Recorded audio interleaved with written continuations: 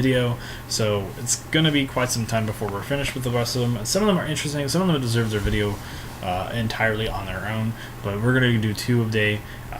That way we can keep it concise. I actually don't know how many there are here, but we'll see if there is anything worthwhile here. I think the first card here is actually kind of neat. So let's just jump right into it. So the first card here we got is Cosmo Brain. It's a level 7 Dark Spellcaster, special summon effect monster. But it's just a minor typo. It does special summon itself. It's not entirely wrong though.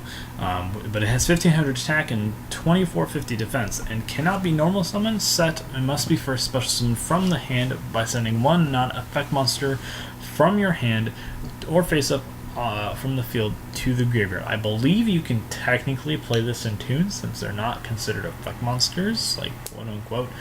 Gemini monsters are also fall into this category. They're not considered effect monsters either, so this card also triggers off with those cards.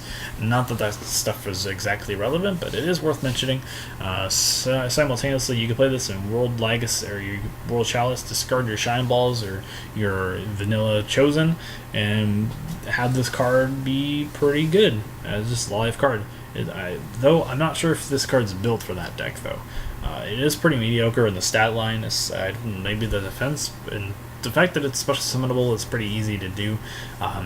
Ideally you could probably play this card in Blue Eyes, but I'm kind of getting distracted, so let's just jump right into the first the 2 effects. You can only use the second one once per turn. The first effect, this card gains attack equal to the level of monsters sent to special summon it by 200 times 200 actually. So for example, if you summon or if you send Blue Eyes White Dragon, you get this card's 3100. If you only summon a Mystical Shine Ball, this card's only 1700. If you send a Dark Magician monster, this card is 2900. So this card's stats depend solely on the fact of whatever monster you send to the graveyard. Oh, not 1700. What am I saying? It's 1900. I'm sorry. I am bad at math.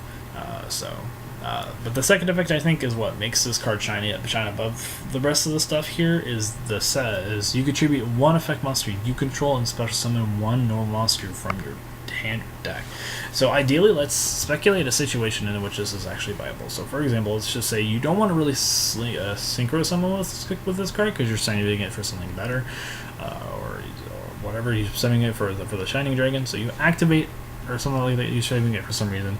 So you activate this effect, you send a White Stone Legend or White Stone of the Ancients, and you can trigger those effects off of this card. The Tributing Monster is in fact a cost though, so do keep that in mind if you want to get some effects off of them. I don't think there's very many that do it this way, but be careful what cards you're sending to the graveyard with this card, because it might not work out the way you expect it to, because it's a cost. This one is actually kind of an interesting card. I kind of like this card quite a bit. This card is called a Majindou. It's a level 3 Dark Fiend Flip effect monster with 0 attack and 2000 defense, and you can only use each effect of this card once per turn. The first effect is if this card is sent from the hand to the or deck to the graveyard, you can special summon this card in face down defense position. That's a pretty good effect. If you, like, for example, mill this with Dante, or you send this card with Foolish Burial, you just get this card for free. That's pretty good. It's kind of like a wolf in a way, but you can actually normal summon this card, and it's not actually dead in your hand if you happen to draw this card. That being said, I don't think you're going to play this card in specific decks. The second effect is Flip. You can send 1 Fiend monster from your deck to the graveyard.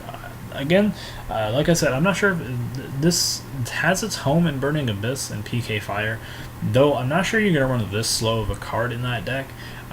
Though if, like, for example, for some unknown reason, Burning Abyss just gets murdered on the ban list at some point down the line, they might actually end up playing this card simply because it's not terrible. So we'll have to wait and see. This card's home is definitely in a deck like Burning Abyss, but I'm not sure if it's even worth it. On the side note, it is a tour guide target, so it does have that going for it as well, being a level 3 Fiend monster, and it's actually not terrible. So anyway, guys, if you guys did enjoy, please leave a comment in the comment section below. Tell me what you guys think about this Majindou guy. Tell me what you think about Cosmic Brain. So yeah, I'll see you guys in the next video. This has been Truth and Lights, signing out.